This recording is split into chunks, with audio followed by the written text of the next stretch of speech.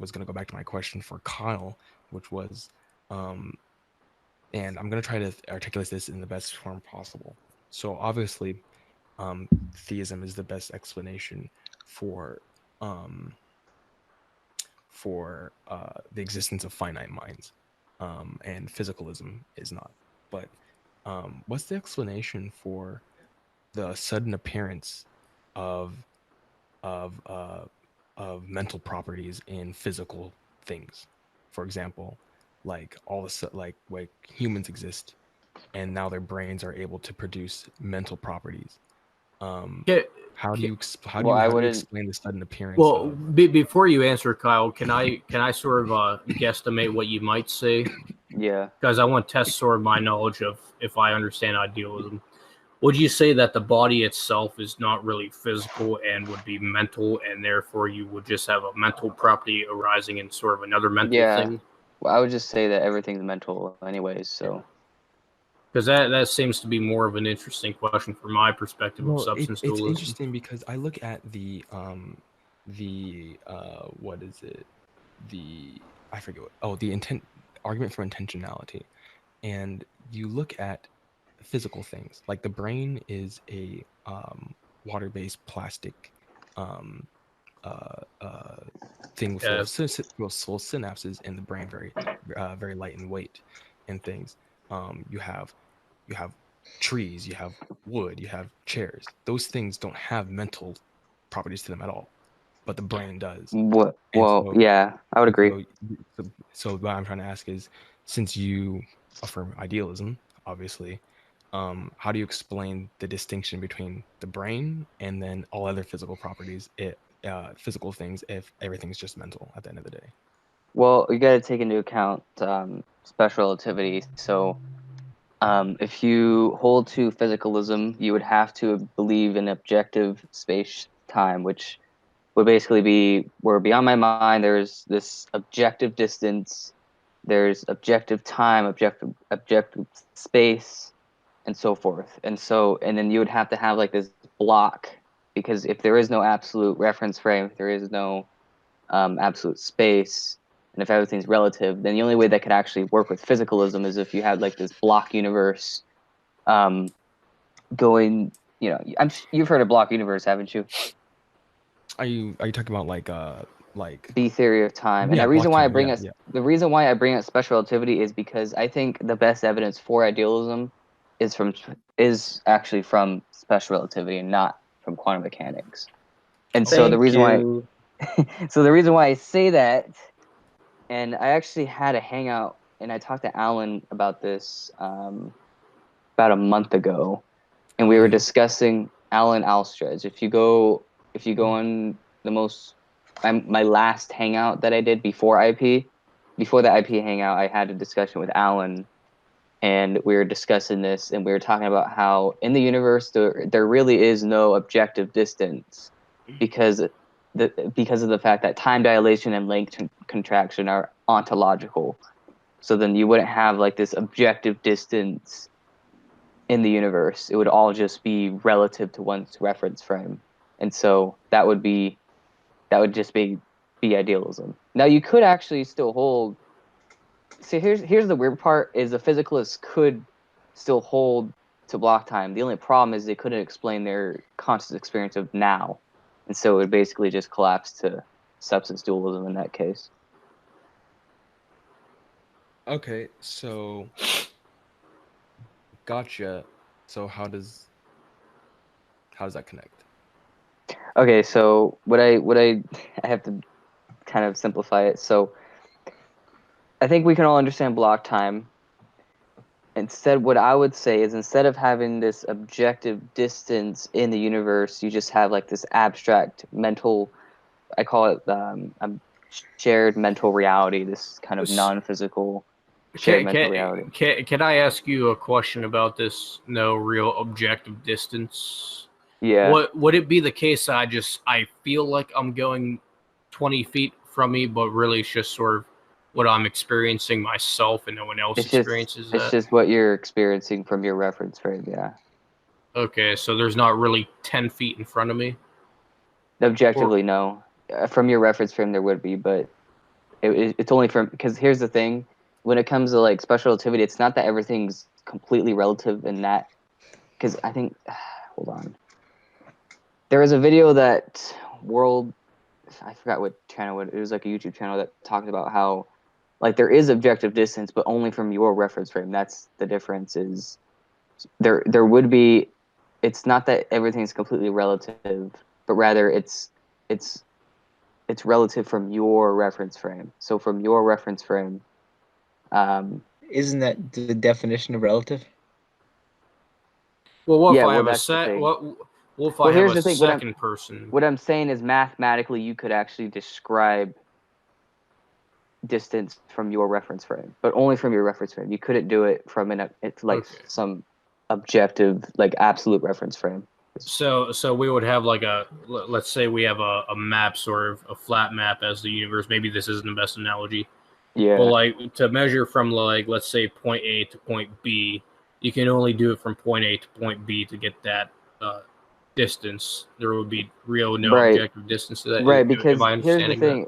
Yeah. So like, let me try to break it, have it another, not analogy, but kind of talk about it from a particle's perspective. So from a particle's perspective, especially from a photon, okay, let's talk about muons. Let's not talk about photons. Let's talk about muons. So muons come down from the atmosphere every day, 24/7, and from their perspective, from at least from our perspective, from our reference frame, they decay within 2 milliseconds. Okay, but it takes 10 milliseconds for them to actually reach Earth, but yet they still decay within 2 milliseconds.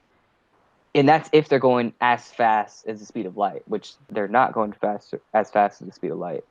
And so, in order to explain that from the muon, from their reference frame, it would just be flat, like if you're talking about length contraction, just the Earth would be flat from their perspective, and then they would be able to hit the Earth, and from our perspective, it would not. And so, if I'm riding on the muon, and if I'm traveling at their distance and how fast they go, then what I'm going to be seeing is I'm going to be seeing everything basically flat. Like you're going to be flat as a pancake from my reference frame.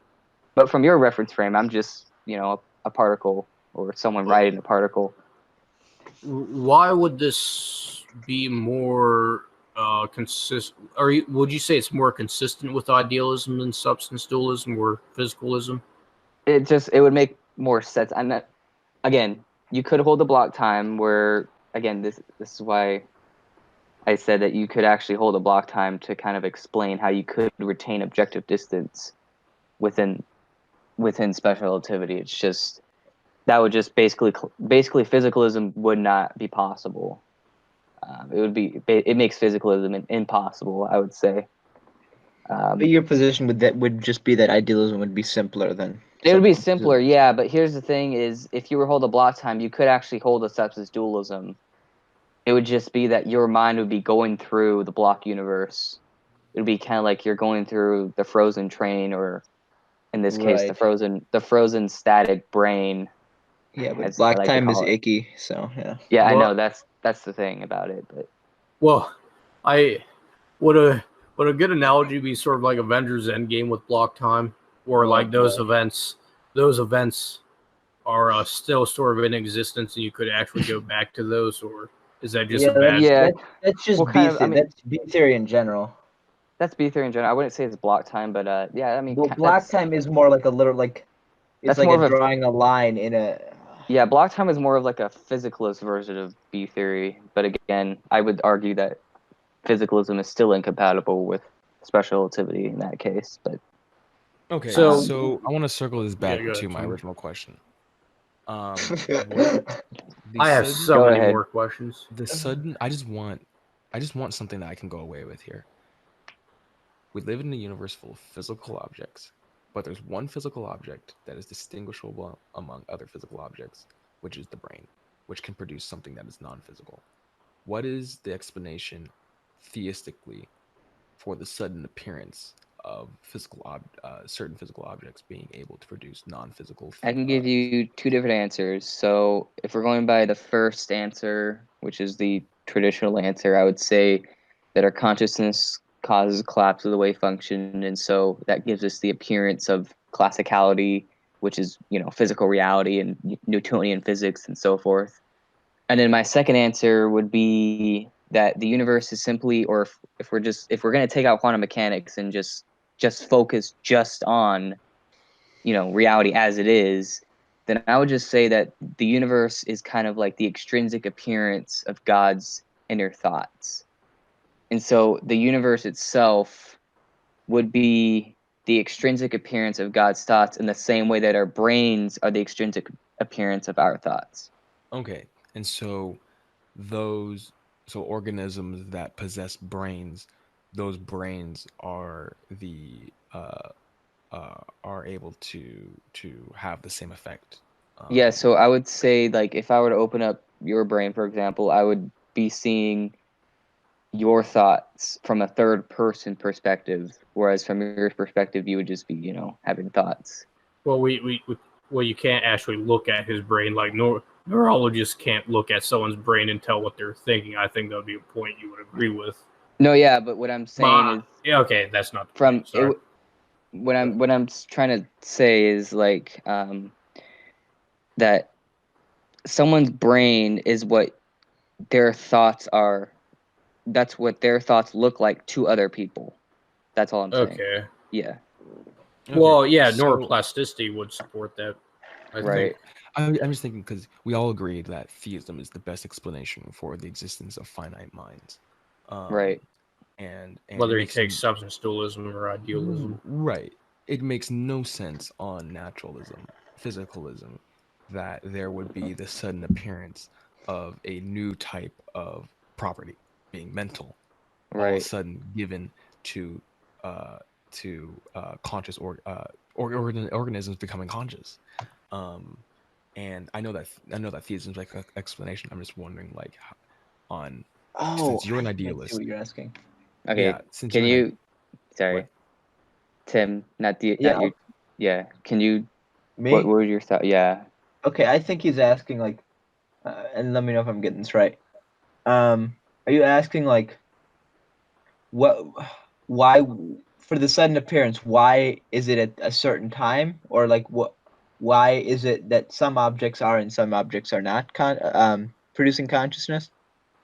Well, right, yeah. I mean, it's to me. So Ooh. I actually have an answer. what I'm trying to get at. Can I ask a question to sort of help clarify from Yeah, my own understanding? ahead. So I think I know is where you're it getting on- at, but go ahead. Is it on idealism? Is it almost like at least on your view, it almost sounds like IP may have a different view They do. from our conversation. They do. They do. Dual aspect. Yeah. Yeah, dual aspect. Would it be like your position that even though our consciousness may exist prior to our body, I don't want to go that far, but is it almost like property dualism where this one thing that is like material would produce our own consciousness or our own thoughts, but it is mental itself? The thing, okay, what I would say is there needs to be a distinction between consciousness proper and self-reflexive consciousness. And so the best analogy I can give would be like in dreams. So most of the time, well, actually, this is not most of the time, but all the time, we actually dream every night. Like they've actually done studies on, like, we have REM sleep every night, but we don't always remember those dreams, right? Yeah. But you wouldn't say that you're not conscious of those dreams. And so that would be an example of what's called non-self-reflexive consciousness, and that would just be basically consciousness proper, where you're having these experiences, but you're just not like aware. Going through the motions. You're just not going through those emotions. And so, yeah, I would actually say that self-reflexive consciousness is actually a product of the brain. Okay? Sorry, what? So would like dream experience sort of would there be sort of would we have sort of any form of consciousness before the brain exists? No, it would, just not self-reflexive. We would just have consciousness proper, essentially. Yeah, so that's interesting because I guess it works on. Okay, so I guess my question is, it is actually has to be modified. So I'm going to modify it for idealism, and I'm going to modify it for substance dualism. And I think that it's harder There to we go. answer. I think it's harder to answer on substance dualism than idealism, which is, so you have all these different living things, all these different physical existing things, and then humans come later in the timeline, and all of a sudden, there's an existence of mental properties now, which are Bec- located in which are created or located right. uh, I would just say in that the brain. there's different levels of self reflexiveness within the universe. So like animals, like dogs, would have a lower level of self reflexiveness than humans, stuff like that. That's all I'm Okay, saying. So and like they so would still be conscious like we are, but they would just have this lower level. They wouldn't be as aware of their own mm, existence as we would be.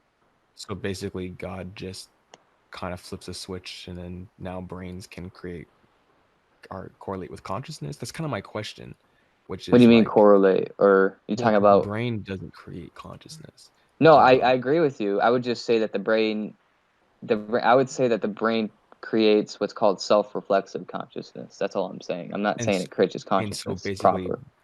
because my thing is like the sudden appearance of, Right. yo, That would be our He's, brains. That's okay, my point. so no, no, now, Kyle. He's asking like, why at one particular time? Like, how did this happen? Essentially. yeah, pretty much. Oh, okay. So what I would say in that case is I would say that our consciousness is that we are like disassociated aspects of universal consciousness. So what that means is like we're basically like characters in a dream. Um, Now, with that in mind, there's some implications for that. If that's the case, then everyone at least has one disassociated aspect within ourselves, which I think is supported by psychology anyway. So I don't really have an issue with that. But what it basically says is like our whole mind is actually conscious. Even the parts that we aren't aware of, it's just that part that we're not aware of is basically just our alter ego or our disassociated aspect. Okay, When I do the idealism thing on my channel, I want to get Eric Hernandez on, who's much better. He's obviously a much better defender than I am on substance dualism, but I think it'll be a good back and forth between okay, all of so us. I understand. So God pretty much decided in his creation that brains were the thing that Well, would it's that not would just brain. See, the thing with again, if we're talking about I how the think he's brain still looking works, at. I think he's still looking at it like he's still sorry, got the like the matter. He's still got the matter assumption. right? And I understand that's a hard thing to get over. well It's a I strong intuition. It's like it's well, the what I'm saying is, like, light posts don't create consciousness, but brains have Well, that correlation. I see what they're saying, Tim. I think you're sort of assuming that. I don't want to say you're assuming matter exists, but what they're saying is it's already another mental property making another mental property, Right. basically. It's kind of like I would say it's like reverse physicalism, where instead of everything being yeah. physical, everything's mental. I think that's you just Well, Yeah, you gotta. that's exactly It's idealism. it's The whole hard to point. do, but you just gotta get rid of the assumptions of matter. Like that's the so only way to do it. so there Well, are yeah, we can discuss that later with okay. why I So think matter is an pretty actual much thing. what I think you're getting at is is that how mental properties manifest themselves there's different ways that works, but at the end of the day, it's all mental. Yeah, it's all like it's like this. Bernardo Castro calls it the consciousness only ontology, basically, where everything's just like in consciousness. And then so you were trying to create distinctions between like what Consciousness we proper, experience. Yeah, okay. right? Okay, now that makes sense. Yeah, Um your question is better for substance dualists. Well, why? Yeah, see now yeah. that see now that Well, that's a I better. wouldn't say the brain produces the consciousness though, or even a self-reflective consciousness. Which you can ask me more questions about that. I don't have Yeah. every answer on the top of my head. Okay, I think these are questions for Eric so I Hernandez understand the or answer Jake on Morland. idealism now. That makes sense Yeah. to me. So Yeah, it's easier to answer. I admit that. for a substance dualism explanation, it's just now God is going, okay, I want these beings, specific beings, to be conscious. Well, I do think that to some extent, I don't want to say a fetus is conscious, but it's not like it's just a clump of cells. I think Well, the soul's. it's gonna have the potential to have a brain that will be endowed with that ability. Well, I think it technically would have a brain. Obviously, not one big enough to have experiences. I think the soul is the thing that I believe humans are very composite. We're dependent upon body and soul. You can't really have one without the other. Or to at least develop memories, you have to have an early brain and go through all those stages. So I think it's almost like a relationship where you need both of these things together to work. And Right? Wouldn't you say that that's better explained in idealism than dualism? Because again, I don't. It's just I wouldn't. I don't know. It seems. So no, but think it's good about because my question is not one that is supposed to be posed as a defeater, but what I'm trying to do is I'm trying to say, even with all the different various explanations of the mind, and the body, are we still able to explain this phenomenon well, I better still than don't the think opposing? a property dual that'll be an argument for property dualism. I would just question how you even get consciousness on something physical in the first place. Well, yeah, and that's the position Craig actually takes. And just like how I use, how does matter take up space, that analogy, or these how questions that are for some reason necessary for more well, they're obviously necessary for physicalist epistemology. These how questions, these mechanisms, and I don't think it's necessary to know all the aspects of the soul for it to be the best explanation of why we have this relationship between matter. If it is an actual thing, obviously you guys would disagree with my position on that, and what we know to be consciousness. And I think it would be a better explanation than physicalism, even Yeah, why we and have experiences like this in the and first I place. understand that at the end of the day. That's why I said God, yeah, theism would best explain the existence of finite minds. Um, and okay, so I have my answer. Yeah, I I honestly completely think think about that. I honestly think my biggest objections to, since I did like a paper on this, I think substance dualism is very biblical, and the way nefesh and rayak is used in the Old Testament, and the word psyche for Greek is used, and especially how the Greeks had this very notion, the Greek Hellenization usage of the word soul and so on, how that's used in the New Testament. I guess I definitely think their ontology was like that. You can almost maybe take a Michael Heiser position and be like, well, yeah, they sort of viewed the flat Earth as well, but the message of the Bible is supposed to be a science book, and that's seemed to be one counter to sort of my, because I'm also going to argue that substance dualism Yeah, is more scriptural and yeah. perhaps No, I well, actually sympathize with that objection. Um, you guys can I respond. actually think Christian physicalism is a very interesting biblical position to take. The reason I bring that up is because What I don't think idealism is taught. I don't think idealism really can be derived scripturally at no, all. it actually can't, like, not at all. I don't think that it's in the right realm at all. Well, depending on your hermeneutical approach, it almost could contradict the scriptures if you take Maybe uh, I don't think if I'd go you that far, but if you take human ontology to be like a very important message of the Bible, and that's something the intentions of the authors. This is well, something revealed by God, I suppose unlike maybe. the shape of the earth or something like that. Mhm. I suppose maybe if one took Bernardo Kastrup's of universal consciousness, I think that the Christian physicalist arguments could be used in the exact same way No, yeah, as I know. That's what the I was gonna say. What do you I mean think by Christian no. physicalism? I think it's talking about monism because I think you could what you could do is you could take the arguments for Christian physicalism scripturally, and then and just modify flip them, them to mental, flip them to just call them mental. Yeah, mental. Yeah, exactly. That's all you got to do.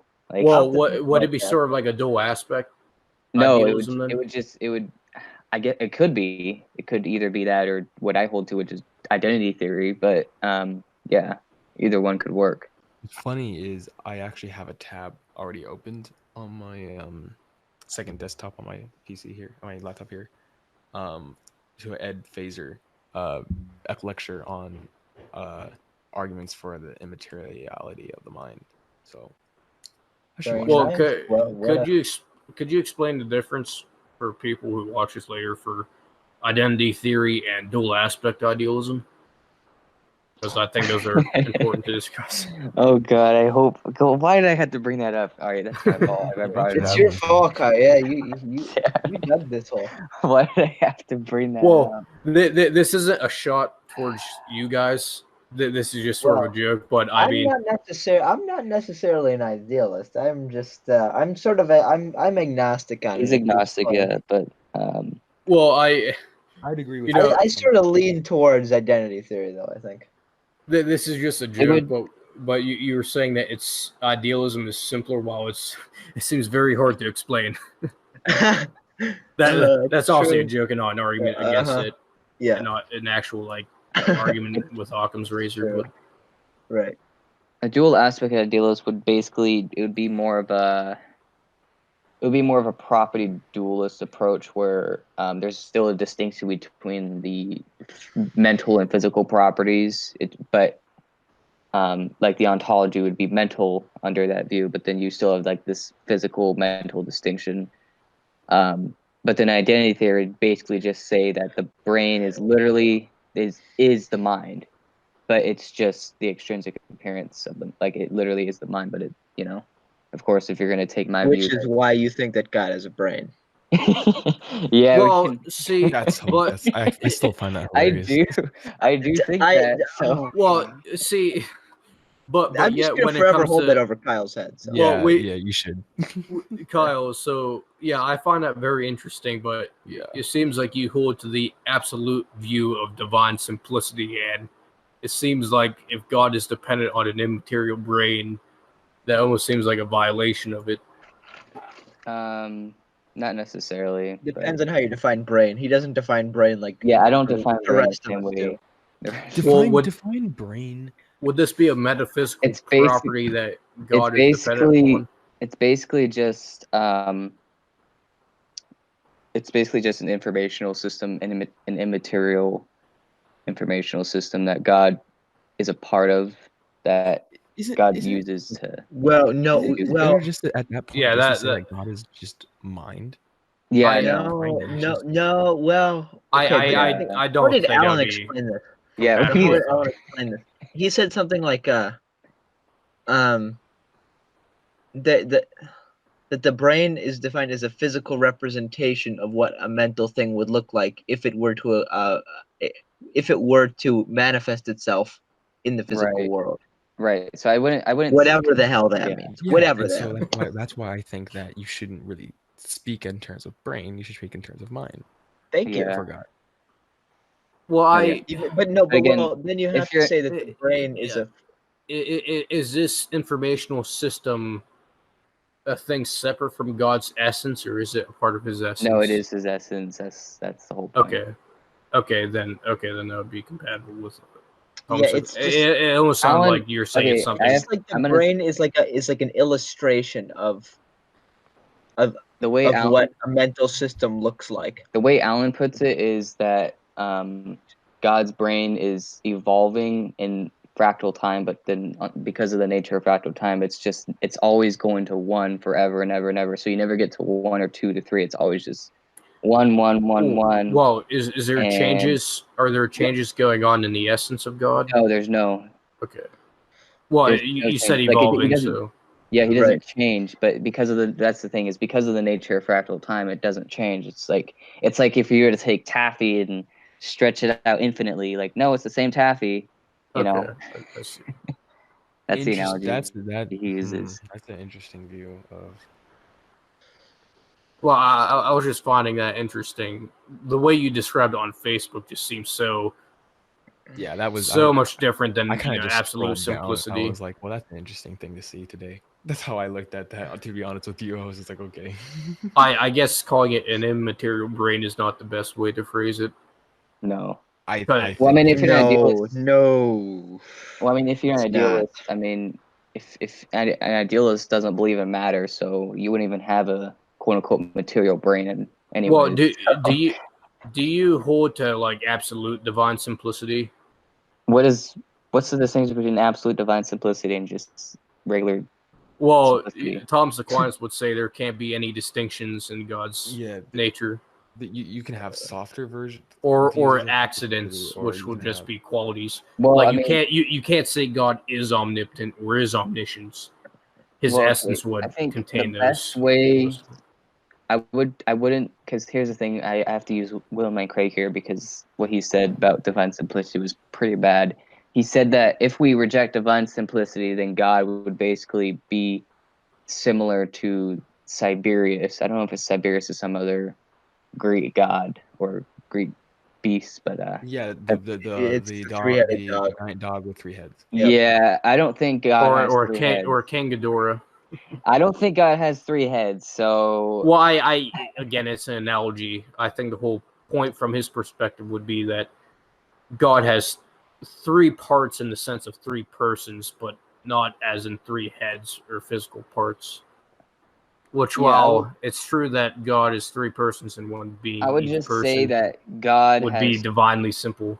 I would say that God has like three different self-reflexive parts of himself, but Yeah, it would all be one. Yeah, but here's the thing: it would still be like one consciousness, which would be universal consciousness. See, I think this just sounds like we're trying to make things fit too much. That's what this seems to become very complicated when you start to well, we're incorporate talking about these. like extremely nitty gritty things here. Yeah, that's what I mean in terms of explaining things in that way. Because I've heard John, I've heard your comments about divine simplicity being compatible or incompatible with the Trinity and things like that.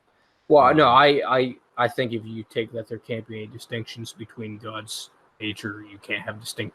If you take that consistently, you can't really have distinct persons. And Thomas Aquinas, I think he takes like a very. I haven't read his view on the Trinity yet, but I've heard from other people that it's really weird, and it's.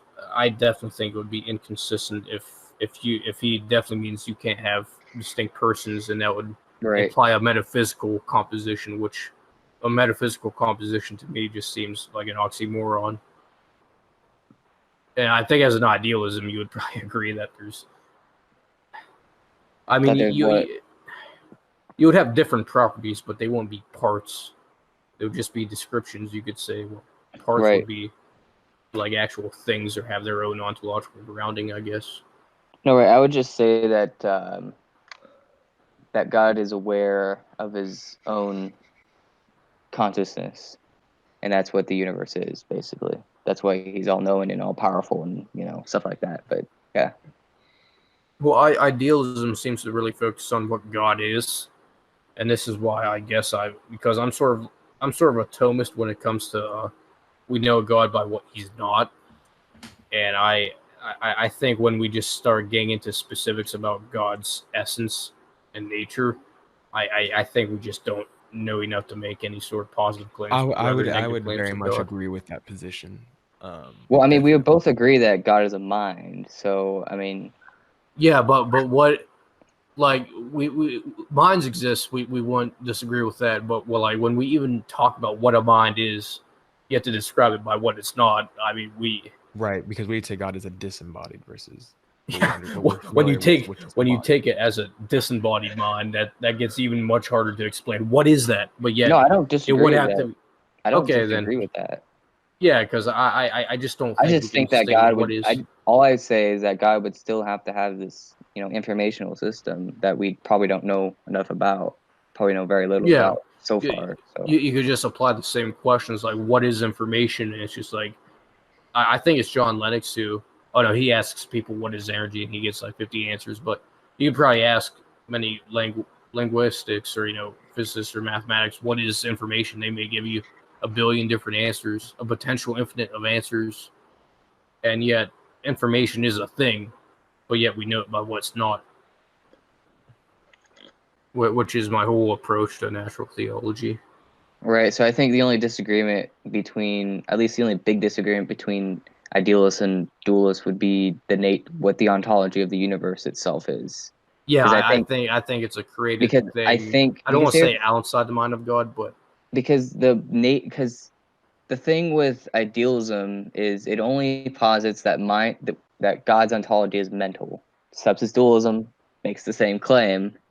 It's just we disagree on I the ontology of the universe. I Basically. think a good way of putting it would be that from my perspective, God would be the painter of the painting, and then on your view, God would be the dreamer of the dream, sort of. Yeah. Yeah, Right. that I think that actually puts it kind of correctly.